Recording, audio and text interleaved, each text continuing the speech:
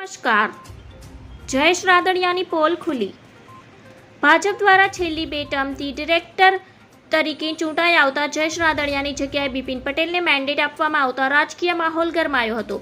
આ તરફ હવે ભાજપ તે નેતા અને સહકારી આગેવાન બાબુ નશીદનું નિવેદન સામે આવ્યું છે.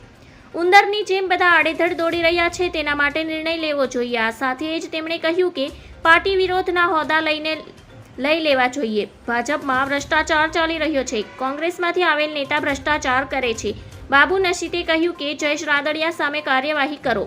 તેમણે ઉમેર્યું કે 113 લોકોએ જેમણે જયેશ રાદડિયાને મત આપ્યા તેની સામે પગલાં લો. ડિસ્ટ્રિક્ટ બેંકમાં રૂપાલા સામે વિરોધમાં પ્રચાર પણ કર્યો હતો. તેમણે કહ્યું કે મલાઈવાડી સંસ્થામાં કબજો છે. ડેરીના ભ્રષ્ટાચાર સામે અગાઉ મેં રજૂઆત કરી હતી. ઇફકોમાં ખાલી પડેલ ડિરેક્ટરની પદની ચૂંટણીમાં જયેશ રાદડિયાની જીત થઈ છે, તો ભાજપમાં મેન્ડેટ પણ ચૂંટણી લડનાર બિપિન ગોતાની હાર થઈ હતી. તેમણે કહ્યું કે ઇફકોના ચૂંટણી મેન્ડેટ વિરોધ ફોર્મ ભર્યું અને ચૂંટાયા. સી.આર. પાટીલ પ્રમુખ બન્યા પહેલા સહકારી ક્ષેત્રમાં મેળાપીપણું ચાલતું હતું. આ સાથે ઉમેર્યું કે આ બિપિન ગોતાની હાર નથી, ભાજપની હાર છે. ધન્યવાદ. જય